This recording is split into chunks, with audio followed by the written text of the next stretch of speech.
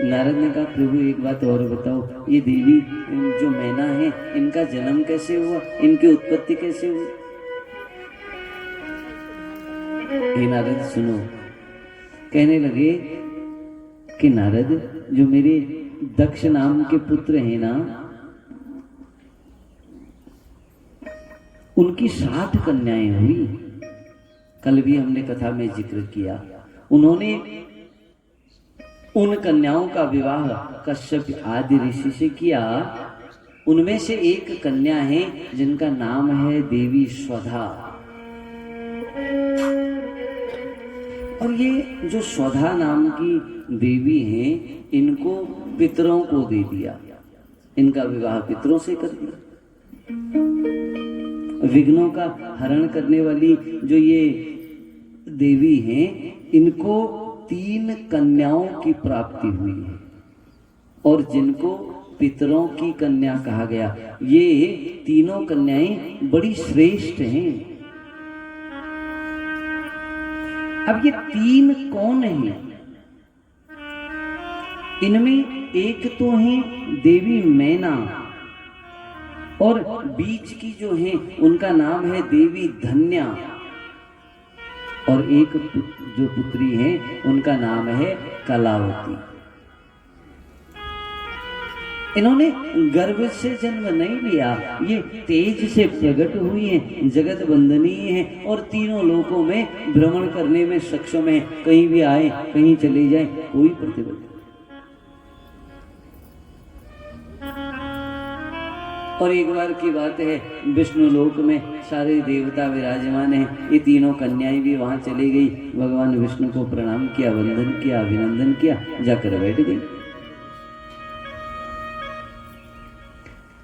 और जब जाकर वहां बैठ गई ना, उसी समय वहां सनत कुमार आ गए। सनत कुमार आए, सनत कुमार ने भगवान को प्रणाम किया, और सारे देवताओं ने, ऋषियों ने सनत कुमार को प्रणाम किया। हे सनत कुमारों, वंदन प्रणाम, आइए विराजी। छोटे से है ना, युवा बाल्यावस्था है सनत कुमारों की। ये तीनों कन्याओं को अभिमान आ गया, इतने छोटे बालकों को हम प्रणाम करेंगे क्या?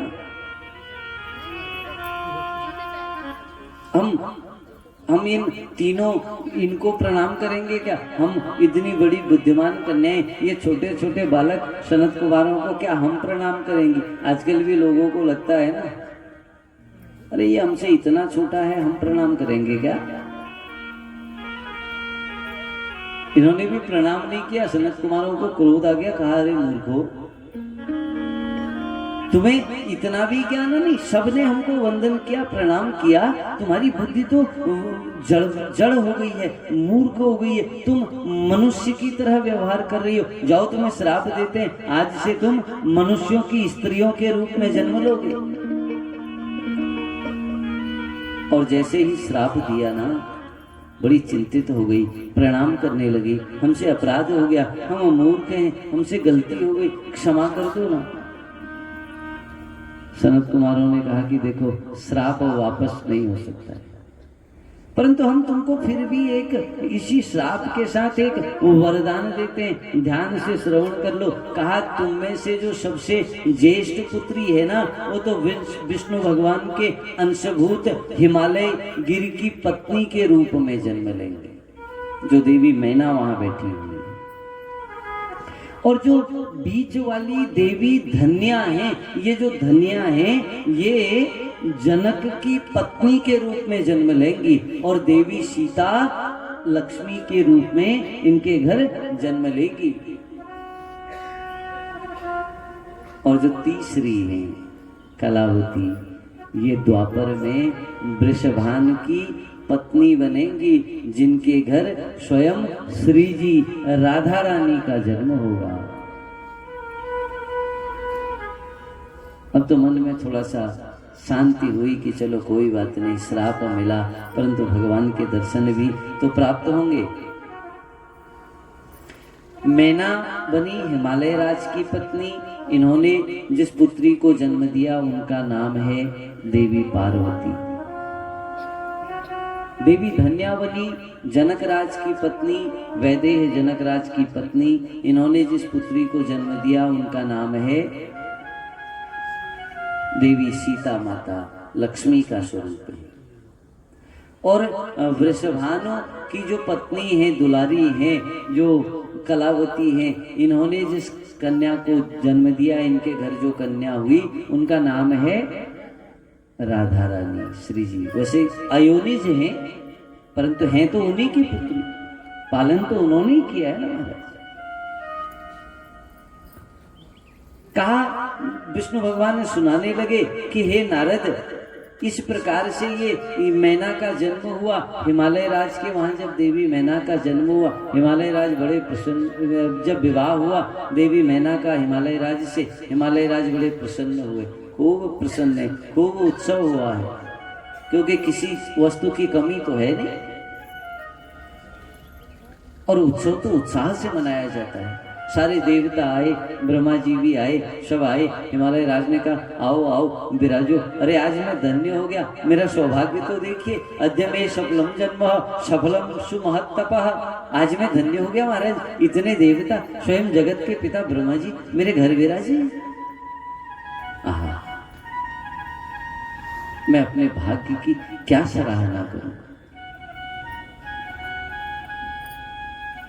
आज्ञा तो करिए, मेरे लिए कौन सा आदेश है, मेरे लिए क्या आज्ञा है, मुझे आप जैसा भी आदेश देंगे, जैसी भी आज्ञा देंगे मैं स्वीकार करूंगा, आप मुझे बताइए।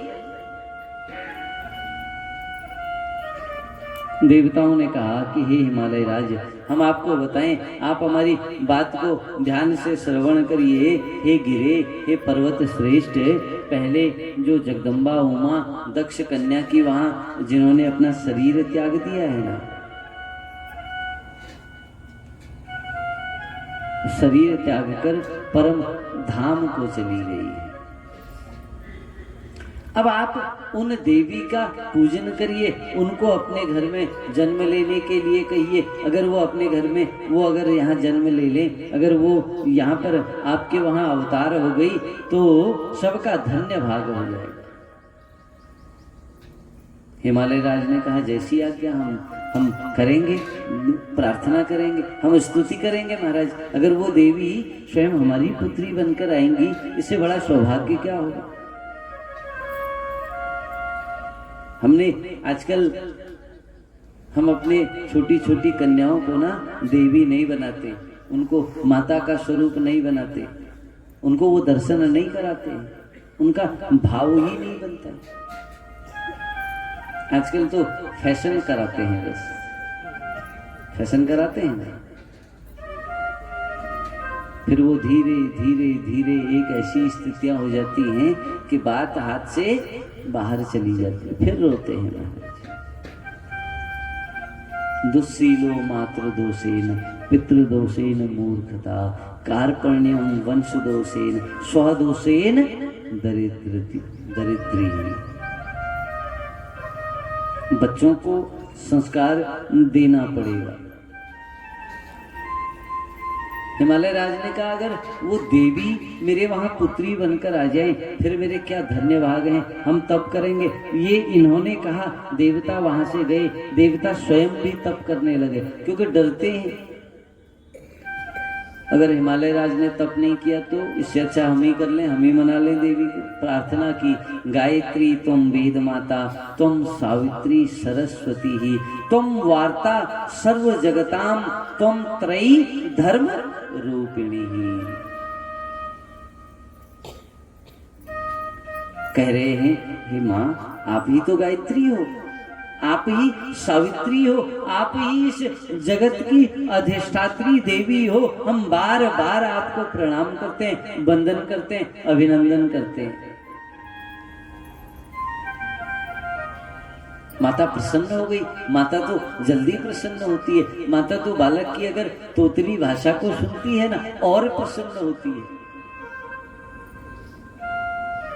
माता कहती है तोतला बोला, पर कुछ बोला तो सही, इसने बात तो की, इसने मुझसे कुछ कहा तो सही। माता बड़ी प्रसन्न हुई इन देवताओं की बात को सुनकर। माता ने प्रकट होकर कहा, अरे देवताओं, बताओ क्या मन में क्या भाव है, क्यों कष्ट है, क्यों परेशान हो, दुख किस बात का? देवताओं ने कहा, मां, हे कल्याणी, हे शिवे शिवे शिवे सर्वाणि कल्याणी जगदम्बा महेश्वरी। हे कल्याणी, हे शिवप्रिय, हे जगदम्बे, हे महेश्वरी, आप तो हम सब देवताओं का दुख जानती है ना। आपको तो पता है हमारे मन में क्या पीड़ा है, क्योंकि हे मां, आपसे कुछ छुपा ही नहीं। और जब वेद भी जब सब आपके लिए नेति नेति कहते हुए आपकी स्तुति करते हैं, अर्थात आपके गुणों का वखान तो किया ही नहीं जा सकता। मां, आपसे कौन सी बात छुपी है? इसलिए हे मां, आप तो सब जानती हैं, हम किस, हे महेशानी, हे देवी, हे जगदम्बे, आप कुछ ऐसा अब कर्म करिए कि वो सनत कुमारों का जो श्राप है ना, वो सही साबित हो जाए, क्योंकि उन्होंने तो श्राप दिया है ना। उनके श्राप के अनुसार तो आपको देवी मैना की पुत्री बन के आना है ना। आप तो मैना के वहां जन्म लेंगी। इसलिए हे मां, अब आप अवतार धारण करिए। माता प्रसन्न हुई है। माता ने कहा है, माता कहने लगी, हे हरे हे विधि देवा मुनयस्य गत व्यथा सर्वे स्नुतु मद वाक्यम प्रसन्नाहं न संशयः। कहा, हे हरे, हे देव, हे विधि, हे विधाता, हे ब्रह्मा, हे देवताओं, सुनो सुनो, चिंता न करो, ध्यान से सुनो। आप लोगों का जो मन का भाव है ना, जो आपकी व्यथा है ना, आप इससे परेशान न हो, क्योंकि ये सारा जो कर्म है ना, ये त्रिलोकी को सुख देने के लिए मेरे द्वारा ही किया जाएगा। अवतारम कृष्यामि क्षितो पूर्ण न संशयः। मैं धरा पर अवतार लूंगी, मैं इस धरती पर जन्म लूंगी, तुम चिंता न करो। और कहा, इसमें केवल एक यही नहीं है कि सनत कुमारों ने श्राप दिया, उसके अलावा भी बहुत बहुत विकल्प हैं, उसके अलावा भी और बहुत उद्देश्य हैं जिनके लिए मैं ये जन्म लूंगी। परंतु आप चिंता न करो, आपकी बात पूर्ण होगी। फिर अनेक प्रकार से महादेव के बारे में बोला है कि महादेव को प्रसन्न कर पाना वो किसी की सामर्थ्य नहीं है, फिर भी मैं जन्म लेकर उनको प्रसन्न करने का प्रयास करूंगी। और इसलिए हे देवताओं, जाओ, जब समय आएगा ना तो समय के आधार पर सब हो जाएगा, ऐसा माँ ने कहा। माँ तो वहां से चली गई, देवता भी चले गए हैं, और इधर हिमालय राज बड़ा कठोर तप करने लग गए देवी मैना के साथ, क्योंकि देवता उनको बता कर गए हैं ना कि आपने तप करना है। ये बड़ा घोर तप कर रही हैं, और जब खूब भयंकर तप कर लिया है, और तप की विधियां कैसी हैं कि ये अष्टमी को उपवास करते, नवमी तिथि को खीर, लड्डू, गंध, पुष्पादि ये सब माता को अर्पण करते। गंगा की औषधि से उमा देव की मिट्टी की प्रतिमा बनाते और फिर उसका पूजन करते थे निराहार रहकर। जब खूब भक्ति कर ली, जब खूब ध्यान कर लिया है, तो माता उमा, आज माता पार्वती स्वयं देवी मैना के सामने प्रकट हो गई है। बोलिए जगदम्बा माता की जय हो। और देवी कहने लगी, वरम ब्रूहि महासाध्वी यत्ते मनस्य वर्तते। हे देवी, हे साध्वी, आपने जो तप किया है ना, मेरा मन प्रसन्न हो गया। मांगो, कोई वर तो मांग लो, कोई वरदान मांग लो मुझसे। आज कुछ अदेय नहीं होगा, जो आप कहेंगे मिलेगा। मैं आज बहुत प्रसन्न हूं। देवी मैना कहने लगी कि हे देवी, यदि आप मेरे को आपका दर्शन हुआ है ना, मनोकामना तो मेरी पूर्ण हो ही जाएगी, इसमें कोई संदेह नहीं। क्योंकि किसी को आपके दर्शन हो जाए और आपके दर्शन के बाद उसके मन की कामना पूरी न हो, ऐसा तो हो ही नहीं सकता। इसलिए कामना तो मेरी पूरी होगी। हे महामाया, हे जगत जननी, हे जगदम्बा, आप तो समस्त मनोवांछित फलों को देने वाली हैं।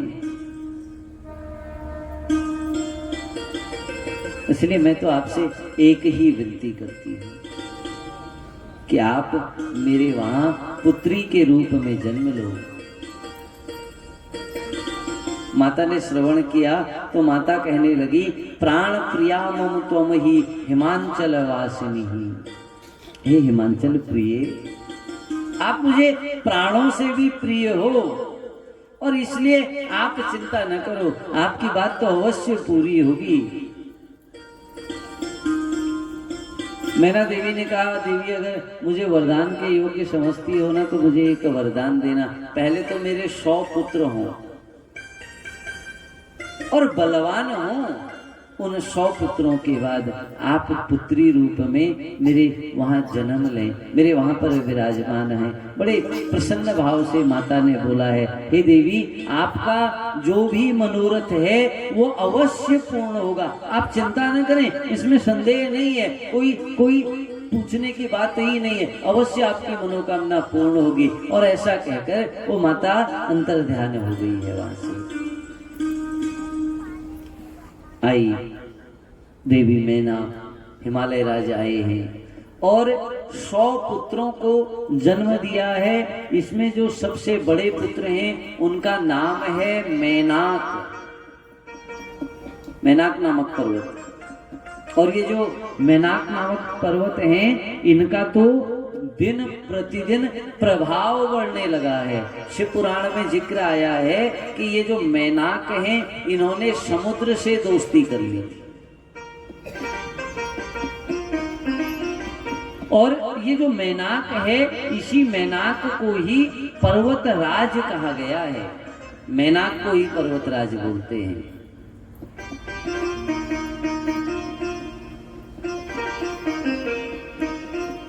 और जब इंद्र एक बार सारे पर्वतों पर क्रोधित हुए, उनके पंख काटने लगे ना, तब भी मैनाक के पंख नहीं काट पाए। ये उस समय भी उनके क्रोध से सुरक्षित थे, इसलिए पर्वतराज इनको ही बोला जाता है। इस प्रकार से हिमालय राज के वहां पुत्र मैनाक का जन्म हुआ।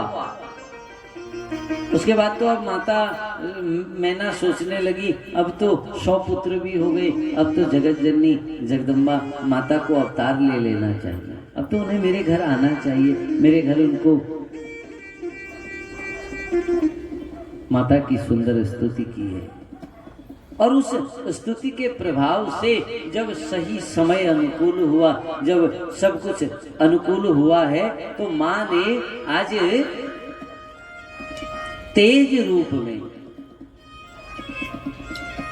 उस देवी मैना के गर्भ में स्थान धारण किया है। आज देवी गर्भ में प्रवेश कर गई है, और जब देवी गर्भ में प्रवेश कर गई ना, तो हिमालय राज के वहां तो मान लो आनंद ही आनंद। और देवी मैना भी अनेक प्रकार से भगवान की स्तुतियां करने लगी, भगवान का ध्यान करने लगी।